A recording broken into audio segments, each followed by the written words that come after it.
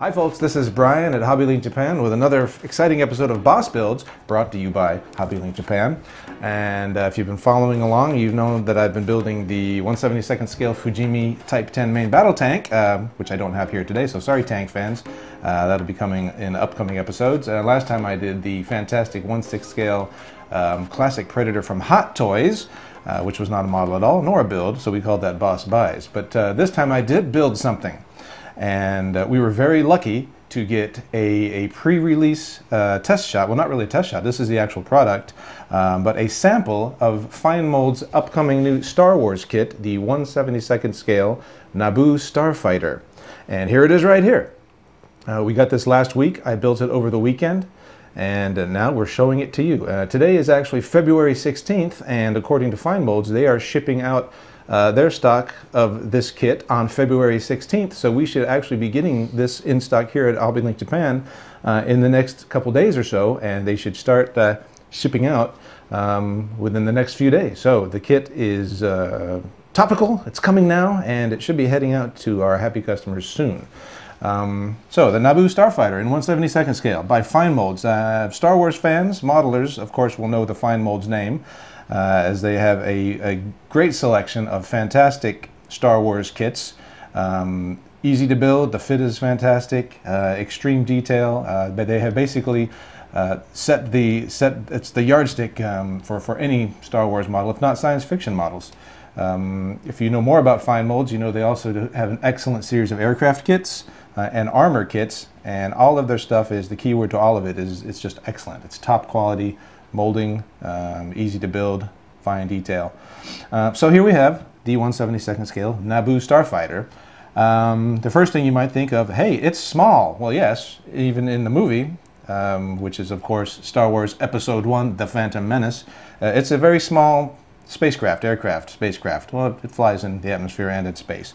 And then so in 1/72nd scale, of course, it's small as well. And you can see compared to, well, not comparing to my large hands is really not a good thing to do because these are big hands. But the whole thing is about 17.5 centimeters long with the base there.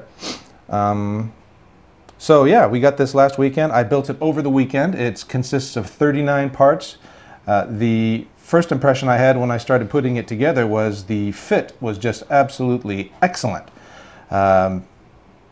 All the parts fit together perfectly. It's not going to need any putty or any extra work to get it all together. Another great thing about it is it's broken down along color lines. As you can see here, it's molded in yellow and gray plastic. The Starfighter, as it appears in the movie, these are actually close to chrome, a very, very high polished metallic look. But Fine Molds has decided to give this to us just in gray plastic, so you'll have to paint it yourself using any one of the metallizer type paints or the chrome paints that you can use to get a nice chrome-like highly polished finish. But no chrome here, so you have to do it yourself. But it's broken down along all the chrome, non-chrome lines. I'm going to go ahead and take it off the very fashionable stand here.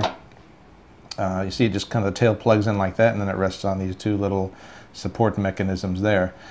I'll also take I only have the canopy sitting on here, crystal clear canopy that sits on there beautifully. I would glue it on if I was going to have this as a totally finished kit model. I'll put that there. Well, we'll just start here. It's got the pilot figure in there. Now this is the adult pilot figure. Let me yank him out by his head, if I can get him out here. Come on. Come out there. So this is the adult pilot figure that pops right in there. And there's, of course, the R2 unit that sits in there. We'll put the adult pilot figure here. And, of course, as an option, you got little Annie. Here's little young Anakin Skywalker. As you can see, he's quite tiny. Compare him to the other guy here. I'll set him down here. Little Annie can sit next to his buddy right there. So there's, you know, the normal adult pilot figure, and then there's the runt, little Annie right there. Hero of Episode 1, for those of you who are familiar. Whoop, they both kind of going to take a little nap here, but we'll let them rest. If you can get a tight shot in here, you can see that there is some decent cockpit detail. It's not a lot of parts, but the molding is very nice. It's got the little hand controls on the side walls there. It's got some decent detail all the way in there. And the R2 unit is a single piece, and it pops right in the top there. You got to glue it on there. It's not doesn't rotate or anything. And okay, now going back to talk about the parts breakdown a little bit along color lines. Of course, I just glued all this together from the get-go. But if I was building this and painting it all, I would have painted all this separately. You see all the gray parts here would need to be painted in a very highly polished metallic look. But the fit is so good on here, you wouldn't have to worry about having to fill any gaps after that. So what I would have done is just taken all these gray parts and painted them metallic, highly polished metal look, and then glued it all together later, and of course painted this yellow. They even give you up here this nose cone section, and as on the the one in the movie, Starfighter, there's a little yellow bit in between there, and they've made all that separate parts. So all you really have to do is paint those two colors and you are good to go. And of course paint the cockpit and paint R2 in his various colors. So again, as I said, the fit was perfect. Everything lined up perfectly. I was worried about getting these, the little pointy sections all parallel and lined up and good to go, and no problem. It all glues right together. Even these little segmented sections here on the sides of the engine nacelles are the indentations here that go from the metallic part to the yellow part. It's all included as part of the mold there. So when you put it together, you don't have to worry too much about doing any tiny detail painting like that. So yeah, the Starfighter. Let's go ahead and pop Annie in here and see how he looks in the cockpit. Whoops. Well, kind of like in the movie, you can barely see him. There he is, sitting in there. He'll come out real easy too. Annie, get out of there. Boink. Okay, he's out. Annie is out. Drop him down there. Pop in the adult pilot. There we go. Looks a little more mature in the cockpit there. And I will throw the canopy back on, which you would need to paint. It's got a little bit of the frame around there, so you would have to paint that as well. Now the stand is interesting. The tail, you slide right in here, and then again it rests on these things like that. Now I haven't seen this movie in quite a while, so I don't remember. You guys remember? I don't remember if this is actually in the movie with these little supports. My memory of the movie is these things just kind of float in their little parking spaces, which seems to be an incredible waste of energy, but who knows what the technology is for that. And then when they would just run up and get in them and fly on out. So I would have to revisit the film, which I will do shortly because it's actually coming out again. The whole point of this coming out. And so I don't know if this is a movie accurate type stand or just something Fine Molds thought would be a cool idea for a stand.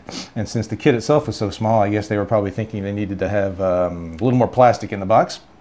And there you go.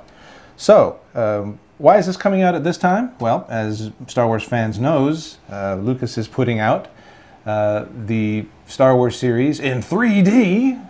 I think actually episode 1 is already out in the States. I think it came out last week sometime. We're not getting it here in Japan until the middle of March. So the whole point of this kit coming out at this time is to tie in with the re-release in 3D of Star Wars Episode 1, The Phantom Menace. And so we can only hope as the movies are re-released in 3D that we'll be seeing continued releases from Fine Molds of the various ships and whatnot from the series. So again, great kit. A little on the small side, but the detail is fantastic. It's 1/72 scale, so it'll fit in with the other kits in Fine Mold's 1/72 scale Star Wars series. It's today again is February 16th, so it's being sent out from the Fine Molds factories today. We should be getting it in the next couple days. Our price right now on the HobbyLink Japan website is 1,920 yen. So go to the site and you can see that in various other currencies to see what it would cost you. I think I mentioned it's 39 parts. They all fit perfectly, and there's really nothing else I can say about it other than it's another fantastically detailed, fantastically engineered kit from Fine Molds, and another great addition to their Star Wars collection. So there you go, 1/72 scale Naboo Starfighter.